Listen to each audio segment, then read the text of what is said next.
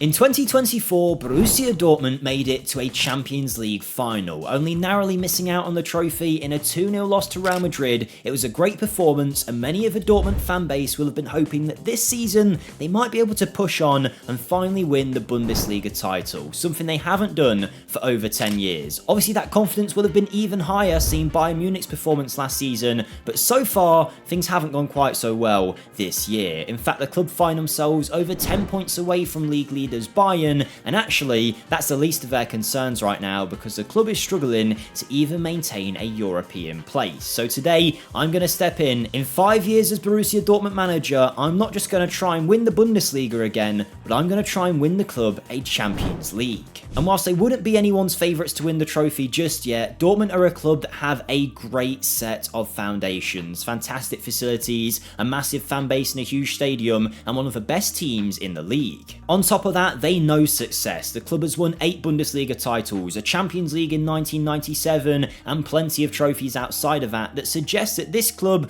with the right players, can be led to glory. But does the club have good players right now? Well, according to Football Manager, the club's best player is their goalkeeper, Gregor Kobel, whilst German international Julian Brandt is considered a key member of the squad, and experienced centre-back Niklas Süle is considered our best defender. So it's not quite Harry Kane and Jamal Musiala, but they are some good players, and they're backed up by one of the staples of Borussia Dortmund as a club, and that is some fantastic young talent. English winger Jamie Bino Gittins is considered our finest prospect, whilst American midfielder Gio Reyna also still holds plenty of promise, and recent signing Maxi Bayer is considered one of the future forwards in the German national team. So it's certainly a great squad, but are we expected to win the Bundesliga just yet? The answer to that is no. According to Football Manager, we're the third best team in the league, with Leverkusen and Bayern Munich considered better, and RB Leipzig breathing heavily down our tails. But thankfully the pressure isn't on too much anyway, because the board only want us in the first season to secure Champions League football, and thankfully we do actually have a budget to do so. £8 million to spend and 60 grand a wage budget, so it's not crazy money, but that's because Dortmund have already done most of their business, so most of our changes are going to come in future seasons, but that's not going to stop me right now. I'm going to see what I can do in season 1, try and wiggle a few transfers around and see if we can improve this club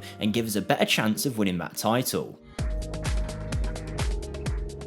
And in our first transfer window here at Dortmund, I'm already setting some boundaries of what I want this club to achieve. We are focusing on signing young talent, bringing in Wonderkids through the door, and hoping that in the future, if we don't sell them on, we're going to have a super team. And I think we've already made some moves towards that. But first, let's start with the outgoings, where there was no permanent sales, but a few loan moves out to continue the development of some promising youngsters. The first is Prince Anning Jr., a fullback with a lot of promise who has been loaned out to the Dutch divisions with FC Emmen, and a player that I didn't quite consider ready enough just yet is Belgian 18-year-old Julian Duranville, who has plenty of potential, so we've loaned him out to second-tier side Greuther Fürth for the year to continue his growth. But when it comes to incomings, I felt like centre-back was an area that we needed to strengthen, so I went out and signed a 20-year-old Dutch defender by the name of Wouter Goos, who is someone that isn't quite ready just yet to impact our first team, but hopefully down the line, if he can fulfill any of that kind of potential, he could be a big player for us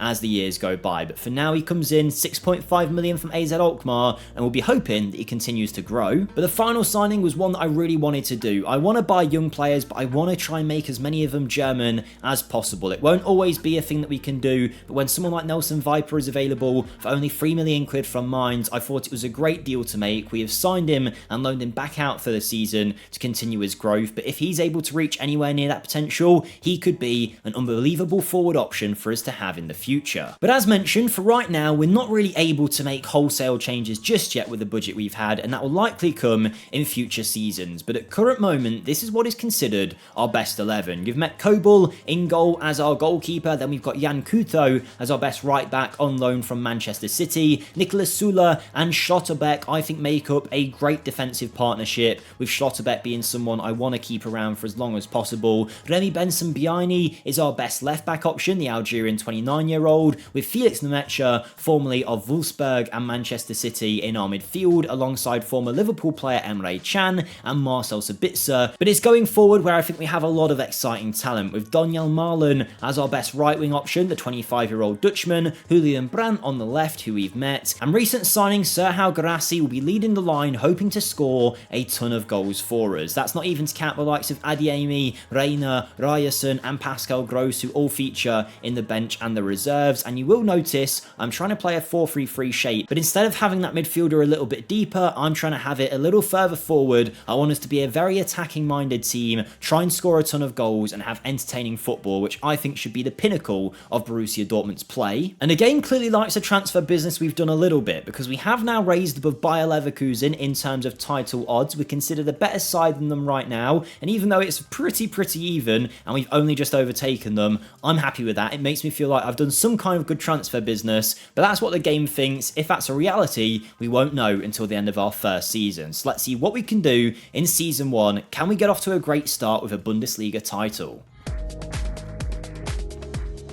And in our first year as manager of Borussia Dortmund, we tried to mount a title challenge, but unfortunately, didn't quite go to plan. Granted, we did have some good results, like when we beat Mainz 5-1 early on in the season, and when we secured a 2-0 victory against Bayer Leverkusen. But it wasn't all positive results this year, like when Bochum got a surprise 4-1 victory against us, and it was the same scoreline in a match against Bayern Munich, where at their stadium they put us to the sword and absolutely smashed us. So as you can tell, it was a mixed bag of a season, and whilst we didn't do terribly, we weren't exactly close, because we actually finished in third place, 11 points away from eventual winners RB Leipzig. That's right, it's not Bayern Munich in this save, it's Leipzig that have taken over. Granted, I am happy that we've secured UCL football, the minimum of what was expected of us. We have managed to beat Leverkusen too. There's an 8-point difference between us and them, and there were some great individual seasons from the likes of Julian Brandt. But I really wanted to be closer to that title. We're a long distance off just yet. Really, we just drew far too many games. But the first season is usually the one where we're trying to work out which players to stick with and who to move on from, and I think we did learn quite a lot this year. All the regular names that you would expect did pretty well for us, but it was great to see the youngsters in Bino Gittens and Reina having 2 of the best seasons out of anyone in the squad. The big disappointment I think we'll find though is the lack of goals from a central striker, where our best forward, which was Serhou Guirassy, only got 12 goals. Granted, he had an injury for most of the season and only played 24 times, but I think that was our big issue this year. We did not have an out-and-out goal scorer scoring a ton of goals for us. Plenty of great players chipping in, but we need that 30 or 40 goal a season striker if we're going to push for the title. And as we head into season 2, we're going to have a budget of £43 million and 100 grand of wage budget, so now this is really when we can get stuck in, start bringing in our own players and making this Dortmund squad a real title contender. And considering we're only just starting our second year of management here at Dortmund, I've already made a lot of changes to this squad's personnel, and I'm hoping it's going to lead to some good performances, because if not, we might get the blame for this, because there's been a lot of changes. But before we see them, if you are enjoying this video, if you want to support me, smashing the like button on this video really does help. I know you hear every YouTuber say it, but it really does. And subscribe as well too if you enjoy this, because we do weekly rebuilds here on the channel. We're aiming for 50k subs. We're about to hit 42,000 at the time of recording, so we're closing in on that gap, and I'd love to reach that target. So any support would be amazing. But let's take a look at who's left the club. Firstly, some loan out, so let's quickly run through them. Nelson Viper spends another year out on loan, this time at Hertha Berlin. Wouter Ghost, who we signed last season, hasn't developed just yet, so he's gone out on loan to Frankfurt for the season to hopefully become Bundesliga ready. Julian Duranville takes a step up from the second tier to now play first team Bundesliga football for Stuttgart, while Sebastian Haller leaves for Ajax on a loan that could lead to a permanent deal. And Remy Benson-Biani goes to the same club, again a permanent option in that deal if they want it. But in terms of actual outgoings for the long term, we say goodbye to Salios Chan, who has left the Sociedad for a very small fee of £1 million. He signed for Dortmund a few years back, went out on loan to Wolfsburg, did pretty well for them across the course of a season, but wasn't good enough for us. No one was interested, and we eventually just decided, you know what, let's take any fee we can, get him off the book, so he's gone for a minuscule fee. We've also sold Julian Ryerson to Al Qadsiya out in Saudi Arabia. The 27-year-old Norwegian international is a good fullback option. I've decided to let him go as he was coming towards the end of his contract and I felt we could sign a better player, so he is left for £10 million. And a sale that I didn't actually want to make was Daniel Malin, who I know is being linked away in real life, but in game was really good for us last season and put in a great shift. But unfortunately, with a year left on his deal, he was not willing to sign a new one, so it was either cash in now or lose him for free. So we've sold him to £18 million to the same club in Saudi Arabia. But now we get on to the fun part. Who did we sign? I think we've brought in some great additions to this team. Before you see them though, I'm just going to let you know, if you want to support me as a creator, the best way to do so is to check out my Patreon, linked in the description. But don't worry, it's not just supporting me with nothing in return. We do plenty over there for you guys. The save files from every single rebuild are available over there, so you can either continue after we finish or jump in halfway through what I'm doing here and try and do a better job. We also put these rebuild videos on the Patreon a day earlier than what we do on YouTube, so you can watch them ad-free. If you want to decide what rebuild you see next, we also do polls every single week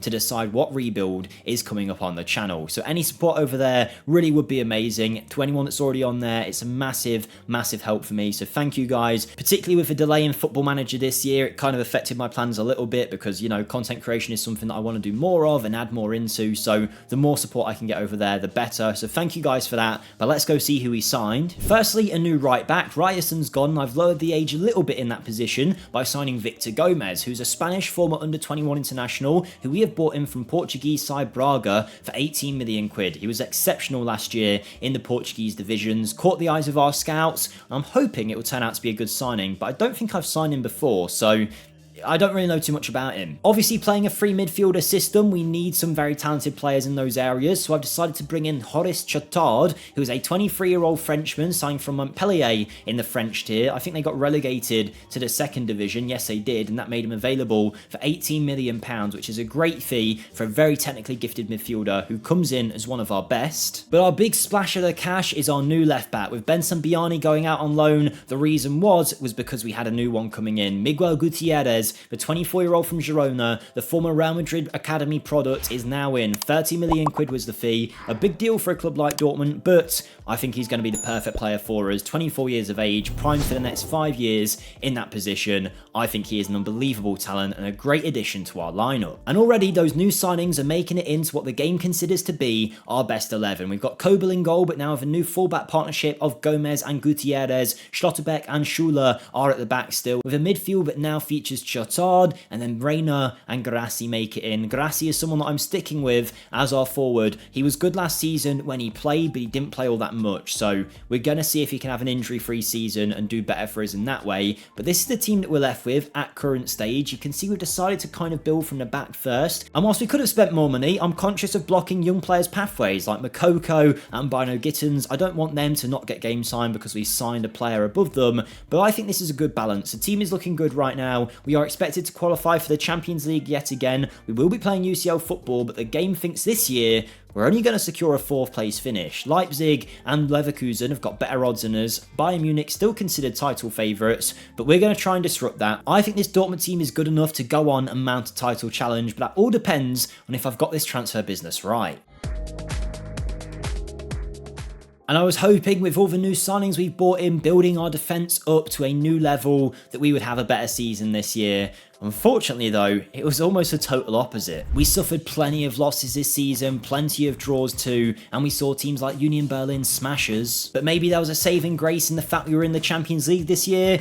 Not quite, because we made the Champions League knockout rounds, making it past the league phase, only to get beat 6-0 by Juventus in Turin, getting absolutely battered and knocked out of the competition comfortably. So it really wasn't a great season, and at one point we were actually in danger of losing our job, but thankfully, whilst we were pretty bad, a lot of other teams were too. Because this year, incredibly, we finished in 4th place with 58 points, which might not seem crazy just yet, but then you see Leipzig won the league with 70 points. Now last season, in our underwhelming 3rd place finish, we got more points than that. So last year we would have won the league here, but instead this season we lost 10 games, and as you can see, a lot of them against teams we shouldn't be losing to. 7 draws as well, really not good enough. Yes, there was some wins in there, but it's not enough. We only just scraped a Champions League spot. Wolfsburg finishing above us, Bayern Munich 2, and then Leipzig 12 points away at the top of the league for the 2nd title in a row for them. The good thing you can see though is we have found a goal scorer. Serhou Guirassy had a great year when he did manage to stay fit, and he wasn't wasn't the only one either. Joris Chotard had a good season for us. Julian Brandt, Miguel Gutierrez and Victor Gomez all doing pretty well too. We saw 9 goals from youngster Moukoko, who many people might consider, no longer the Wonderkid he once was, but there's still a player in there and someone I believe could score goals for us. We've extended his contract for that reason. But it really wasn't a great year, and as you can see, we are struggling. There's a few devastated things here on the transfer front. We've got a C+ rating right now because we did secure that UCL football, but if we didn't, who knows what would have happened. Thankfully though, we have the budget to try and change things, because in Season 3, there is £73 million to spend and 200 grand a wage budget. Lots of our key players as well are exiting their contracts. We're letting them go. The likes of Emre Can and Pascal Gross will be leaving us, so it's time for a change, time for a new era of Borussia Dortmund, and I'm hoping we can get the business right this time. And in Season 3's transfer window, I had 2 choices. Try and stick with the team we've got, develop the players and make minor changes, or go all out, have a big player switch up, sell players on and bring players in.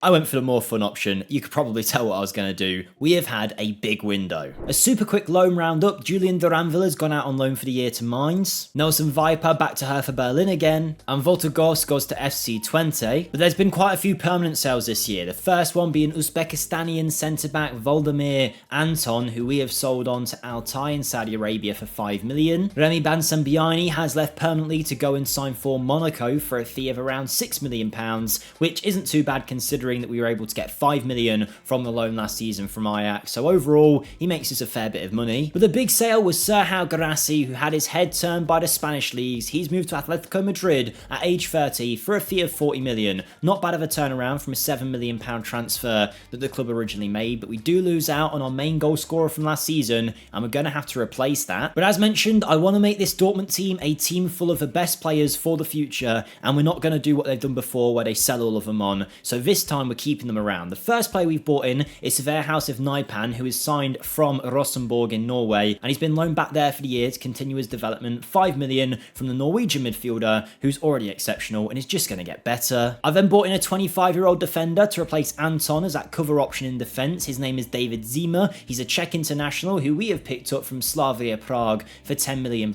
which is not too bad actually for the quality we've got. I wanted some extra cover at right back to back up Victor Gomez and perhaps push him out of his position, so we signed Thiago Santos, a 24-year-old Portuguese national signing from Lille out in France, where he's been playing regular football and caught the eyes of our scouts for a £15 million move. But a move that I could see fitting perfectly in real life and has worked here in FM is Rooney Bargi signing for Dortmund. He's ready to take that step up. He does so signing to Dortmund for 16 million quid, a fantastic right-wing option who I believe is going to be a big player for us. But our biggest signing is our new midfielder. Emre Can has left, and of course Pascal Gross all at the end of their deal, so in comes Sivert Mansverk, a 24-year-old Norwegian signing from Ajax for 24 million quid. He's been exceptional in the Eredivisie. The German divisions are a step up, but if he can make it right, we could have an unbelievable midfielder on our hands. And with that done, this is our new best team. I couldn't find a striker on the market that I really wanted to go for just yet, so we're deciding to stick with Moukoko and Adeyemi this season, but our best backline is Kobel, Gomez, Sewell, Schlotterbeck and Gutierrez. Still, our midfield though is very much changed. In fact, when Naipan's here, it will be a midfield that we have built ourselves, featuring Chotard, Mansverk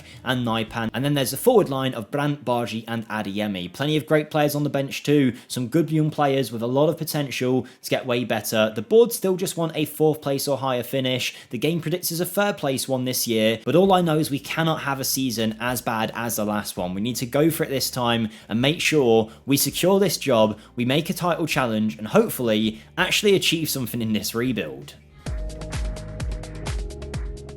And thankfully, in Season 3, we did what we set out to do. I'll start with the disappointing news, and that was the Champions League, where we made the knockout playoff round, only to lose 5-1 to FC Porto.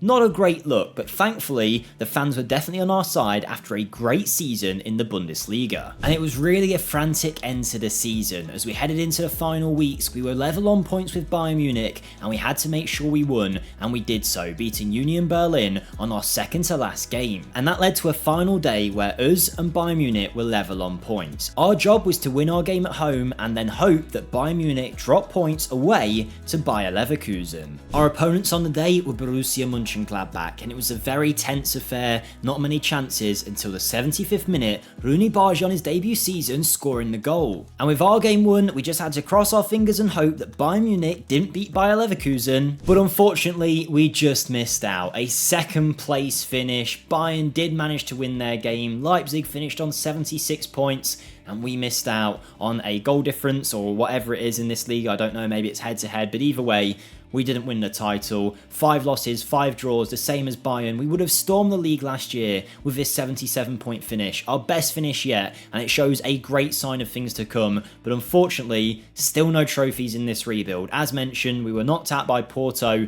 in the Champions League. The Pokal isn't even worth talking about. That's a German cup. Every season, we have been disgraceful in that competition. But there were some great performers this year, and I'm really thinking this team is coming together now. Adeyemi scored 27 goals, 14 from Rooney Bargi, 9 from Brandt, 7 from Manswerk, 11 from Malcoco. Lots of our new players coming into the team and having a massive impact already. It's all we can ask for, and now with 2 years left to go, I feel like the team's in a good place. Still no silverware, nowhere near winning anything in the Champions League just yet, but now I really feel like we're close to the Bundesliga. £80 million of transfer budget, 360 grand the wage budget. We've got a young squad. I don't want to stunt their growth by buying players over the top of them, but if the deals are there to be done, I'm going to make it happen.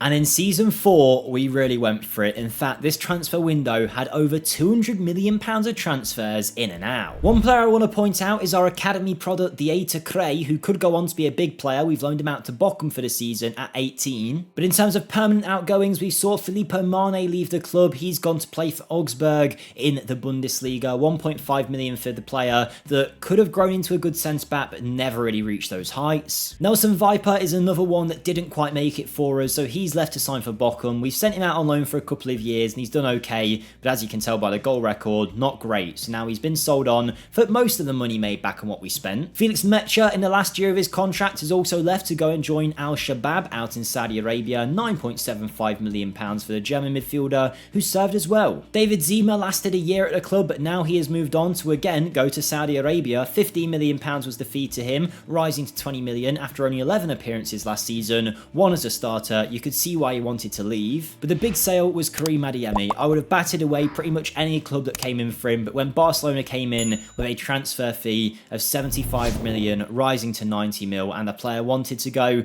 I just couldn't hold him back. Not for that kind of money. I said I wouldn't really sell on any of our big players, but I don't quite think he's actually worth 90 million in my opinion. So I'm going to take the money, we're going to run with it, and I think we brought in some great talent. Firstly, we needed a new rotation centre-back option, so in comes Mies Hilgers, 26 years of age, signing from FC Twente in the Eredivisie for £13 million, which is a bargain for the player we've got. Our midfield is bolstered by Ukrainian 24-year-old Sudakov, who signs from Shakhtar Donetsk for a fee of 20 million quid. He has been unbelievable in the last few seasons out in Shakhtar. I mean, actually, exceptional numbers there, some of the best average match ratings you will ever see, and I'm delighted to bring him in. Obviously with Garassi leaving last year and then Adeyemi leaving this one, we needed a new bagsman up top, so we have gone for the Netherlands forward Emmanuel Omega, who has scored 4 goals in 6 international appearances in this save. He's been tearing it up for Strasbourg in France, got a move to Ajax in the Eredivisie where he did unbelievable numbers, and now we spend £26 million on him, rising to 30 for what I'm hoping will be our star man up top. But our biggest signing was our new left winger, Samuel Edozie. He is a player at Southampton who's just developed really well in this save and has played so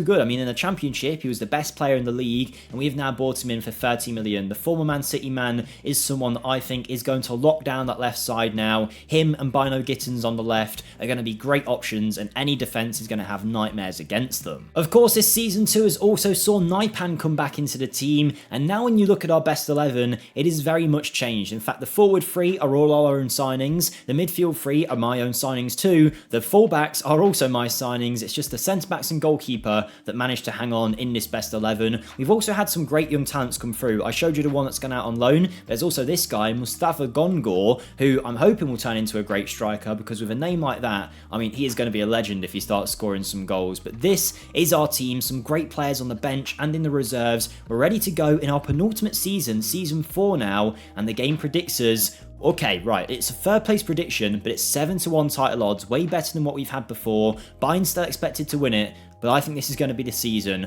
where we go for it. I'm hoping it will be. We've got the players, we've got the team, we've just got to hope we've got that ability to get over the line and win a trophy, finally.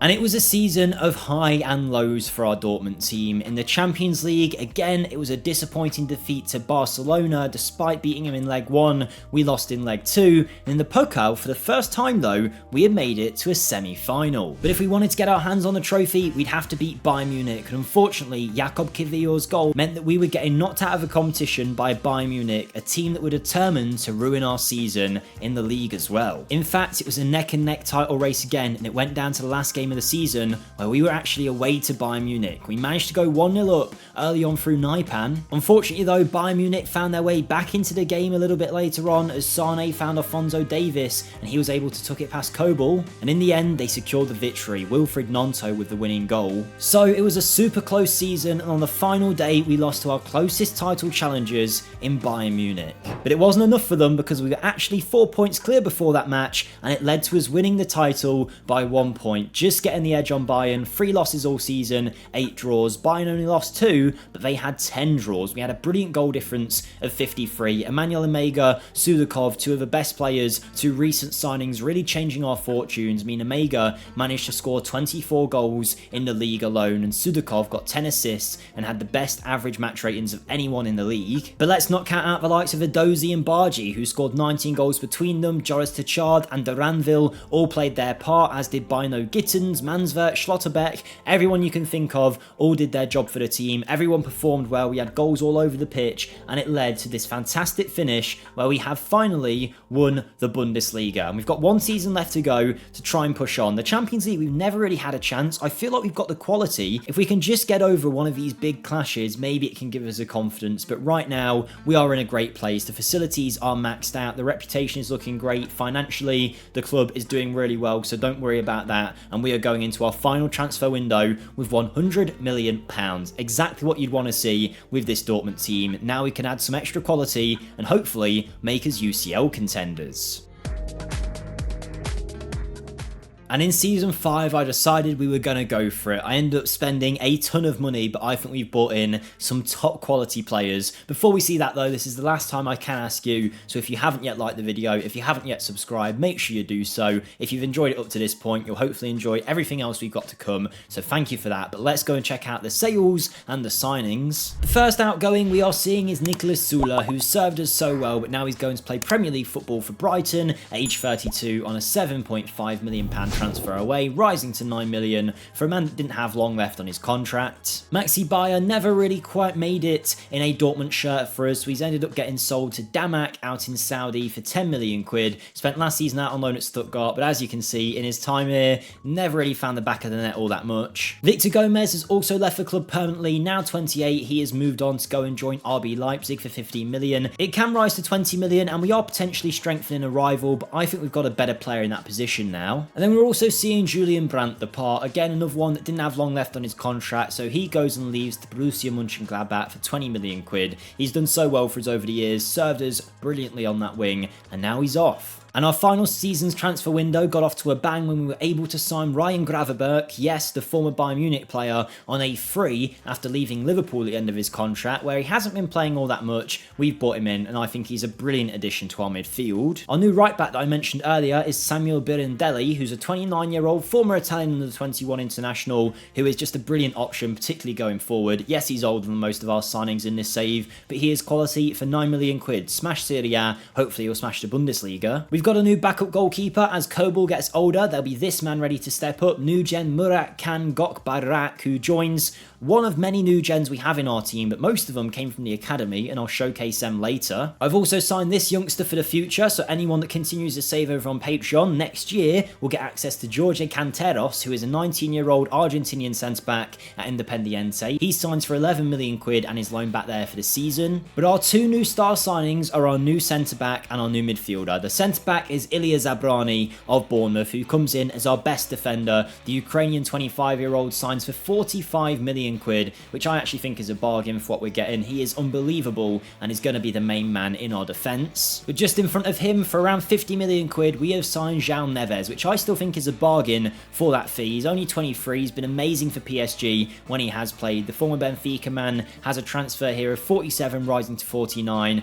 I just think he's going to be a fantastic midfielder. You can't ask for too much more, and he adds so much quality to that team now. And here is the final best 11. Shout out to Kobel and Schlotterbeck, the only players to stay in this team, and actually they're still two of our best. But I think this is an absolutely stacked squad now. You could take out all three of these midfielders that you're seeing here. You can have a midfield instead of Mansverk, Neves, and maybe Naipan, and you'd still have a brilliant set of midfielders. That's how good this team is. We have got players of all quality in every area, but let me just show you a couple of the new gens. Here's Gungor, again, still developing and looking like a great striker. And then the one that we loaned out last season, Dieter Krey, I think is going to be one of the best German players to ever play the game. I think he's going to be unbelievable. And then that goalkeeper, I realised I didn't mention, we signed him from Galatasaray for 11 million. So he comes in, some good new gens, some great players already. We won the league last season. The game now predicts that we will come 5th, but it is also still our lowest odds, 5-1 odds of winning the title. We're closing in on Bayern Munich on those odds, but we know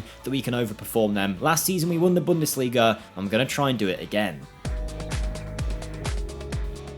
Now granted, we had a very good transfer window and bought in lots of brilliant players in Season 5, but I'm actually going to go on record to say this might be the best season I've ever had in a rebuild. This Dortmund team was insane. I'll start off with the Super Cup, where we started the season beating Leipzig 5-1. Now, is it the biggest trophy ever? No, but it certainly gave us some confidence. And after winning that domestic trophy, we were after another one, because this year, we had made a Pokal final. The opponents on the day were Schalke, a team also devoid of trophies for a while, hoping to win their first one in a long time. And in the 3rd minute, they got off to a flying start through Højlund's brother scoring a header. We won a penalty on the 30th minute though, which Omega powered home, and the scores stayed level then until a penalty shootout. And after pretty much everyone had scored, a Schalke player stepped up and Gregor Kobel made a big save, so the only OG in our best 11 made the save, and then Schlotterbeck, the other one, was able to score the winner, and the Pokal was ours. Finally adding that trophy to the cabinet, we had the Super Cup 2, and in the Bundesliga,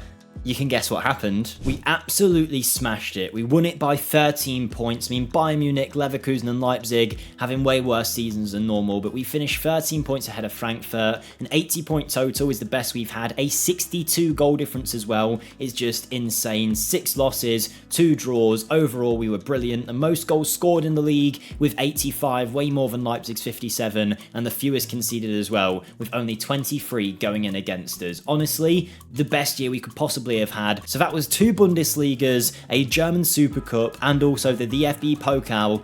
But what about the Champions League? Well, in the knockout playoff round, we knocked out Bayern Munich. In the round of 16, we managed to get rid of PSG. The quarterfinals saw us cause an upset, beating Real Madrid 5-3 on an aggregate score, which led to a semi-final against Juventus, where we managed to put them to the sword, show them who were boss, and we managed to get the win with a brilliant goal from Gutierrez. And just like that, we were in a Champions League final. I don't know where this has all come from. We were just on a winning streak in every competition, and the team we had to face off against, bear in mind we'd knocked out most of the brilliant teams already, it was Arsenal. And it was a back and forth game, 2 teams of quality, Odegaard opening the scoring in the second half. But as time ticked on, we grew into the game and Moukoko ended up scoring and sending us to extra time. But it was there where Arsenal were able to create their chance. They managed to get the ball to Jesus, into Rodrigo, who scored to make it 2-1. But we didn't let our heads drop, and in the 103rd minute, in the first half of extra time, it was a poor clearance from the goalkeeper,